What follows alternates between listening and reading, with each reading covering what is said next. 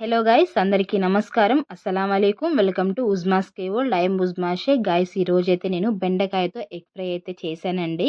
ఇది మోస్ట్లీ ఇలా చపాతీలో కానీ, పరోటాలో కానీ, లేకపోతే పప్పులో ఫ్రైకి కానీ మనం సైడ్ డిష్గా వాడుకోవచ్చండి. రైస్లో కూడా చాలా బాగుంటుంది. సో ఇంత మంచి ఐటెంని అయితే మనం లేట్ చేయకుండా స్టార్ట్ అయితే చేద్దాము. ఫస్ట్ అయితే ఇక్కడైతే నేను ఒక చిన్న గడ్డ వరకు వెల్లుల్లిపాయలు అయితే తీసుకున్నానండి. చిన్న గడ్డ తీసుకున్నాను. అందులోకి అయితే హాఫ్ స్పూన్ వరకు అయితే జీలకర్ర వేస్తున్నాను.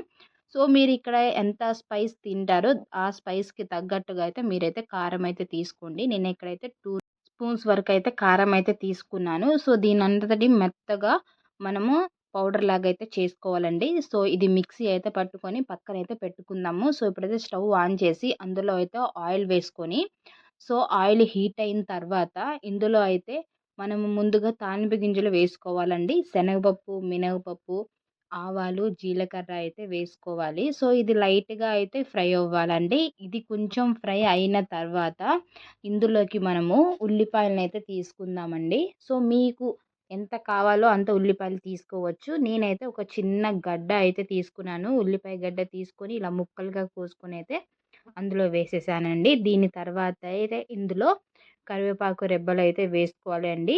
సో ఇది కూడా మంచిగా ఫ్రై అయిన తర్వాత నేనిక్కడ పావు కేజీ వరకు అయితే బెండకాయలు తీసుకున్నాను. సో ఇది ఇద్దరికైతే వస్తుంది. సో మీకు క్వాంటిటీకి తగ్గట్టుగా అయితే మీరు చేసుకోండి. సో ఇలా బెండకాయని చిన్న చిన్న ముక్కలుగా కోసుకొని మూత పెట్టి మగ్గించుకోవాలండి. ఇది ఒక 5 మినిట్స్ మగ్గిన తర్వాత చూస్తే ఈ విధంగా అయితే ఉంటుంది. సో కిందకి మీదకి మొత్తము బాగా అయితే కలుపుకోవాలండి బెండకాయలని. సో ఇలా మంచిగా అయితే ఫ్రై అవ్వాలి. ఇందులో మీ రుచికి తగ్గట్టుగా ఉప్పు అయితే వేసుకోండి. సో నేనైతే ఒక హాఫ్ స్పూన్ వరకు అయితే ఉప్పు వేసుకున్నాను. సో మొత్తము అయితే బాగా అయితే కలుపుకోవాలండి. ఇందులో మనము మూత పెట్టి ఉడికినప్పుడు జిగటగా కూడా వస్తుంది కదా! సో అది మొత్తము ఇలా మూత పెట్టి మగ్గిస్తాం కదండీ! సో అప్పుడు ఆ జిగటనెస్ అయితే రాదు. సో చూసారా, మీకు ఇక్కడ ఎక్కడ జిగటగా అనిపించట్లేదు.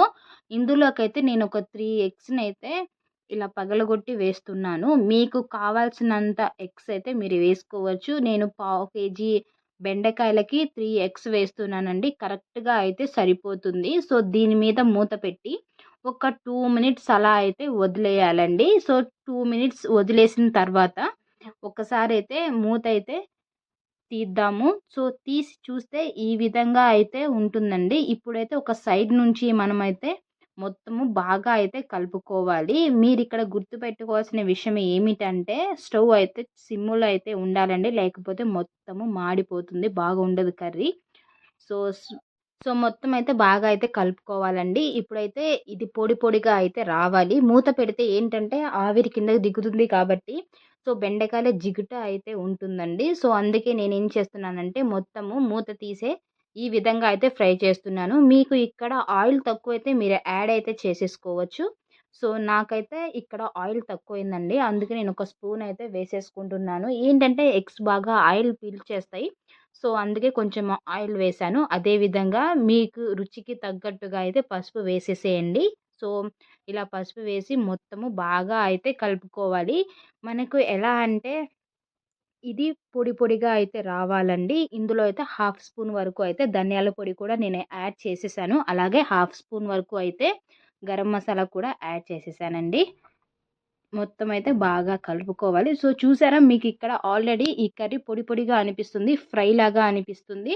బట్ ఇది టమాటో పప్పులోకి సైడ్ డిష్‌గా మస్తుంటుందండి. డెఫినెట్‌లీ మీరు ట్రై చేయండి. సో ఇలా మొత్తము కలుపుకున్న తర్వాత ఇందులోకి మనము ముందుగా పేస్ట్ అయితే చేసుకున్నాం కదండీ! వెల్లుల్లి, జీలకర్ర, అలాగే 2 స్పూన్స్ వరకు అయితే కారం వేసుకున్నాం కదా! ఇది మొత్తము మంచిగా కర్రీలో కలిసే విధంగా అయితే కలుపుకోవాలండి. సో ఇక్కడ మీరు ఇంకోసారి గుర్తుపెట్టుకోవాల్సిన విషయం ఏంటి అంటే సిమ్‌లో పెట్టయితే మీరు ఈ ప్రాసెస్ మొత్తం స్టార్ట్ చేయండి. చిన్నగా మొత్తము కర్రీలో కలిసే విధంగా అయితే బాగా కలుపుకోవాలి అన్నమాట.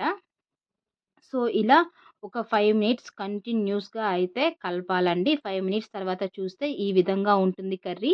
సో మన కర్రీ అయిపోయినట్టే అండి. చాలా టేస్ట్‌గా ఉంటుంది. మీరు డెఫినెట్‌లీ అయితే ట్రై చేయండి.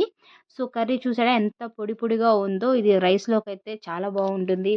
చపాతీలోకి, పరోటాలోకి కూడా చాలా బాగుంటుందండి. సో ఇందులోకి లాస్ట్ అండ్ ఫైనల్‌గా కొంచెం కసూరి మేతి వేస్తున్నాను.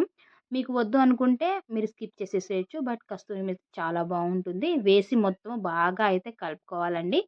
అంతే అండి. చాలా సింపుల్ అనమాట. సో, మీరు తినేటప్పుడు ఇంట్లో కొంచెం లెమన్ పిండుకుంటే ఇంకా బావుంటుంది. సో, లాస్ట్ అండ్ ఫైనల్ కొంచెం అయితే కొత్తిమీర వేస్తున్నాను. ఎక్స్‌ట్రా కూడా అవసరం లేదండి. సో, లిటిల్ బిట్ అలా వేసి ఒక్కసారి మొత్తం కలిపేసి, సో, ఈ విధంగా ఈ కలర్ అండ్ ఈ టెక్స్చర్ ఉంటే చాలు చాలా బావుంటుంది. సో, ఇంతేనండి. సో, దీన్నైతే ఇప్పుడు మనము సర్వ్ అయితే చేసేసుకుందాము. నేనైతే ఇక్కడ చపాతీలతో అయితే సర్వ్ చేసేసుకుంటున్నానండి. సో, చాలా కలర్‌ఫుల్‌గా ఉంది చూసారా కర్రీ ఎంత బావుందో. సింపుల్ వేలో అయితే నేను మీకు చేసి చూపిచ్చానండి. చాలా బావుంటుంది. అలాగే దీని ఫీడ్‌బ్యాక్ అయితే మీరు నాకివ్వండి. నేను మీకు క్లియర్‌గా చెప్పాను అండ్ మెన్షన్ చేశాను అనే అనుకుంటున్నాను. ఈ వీడియో మీకు నచ్చినట్లుంటే లైక్, షేర్, సబ్స్క్రైబ్ చేసి మన ఛానెల్‌ని సపోర్ట్ చేయండి గైస్. Love you.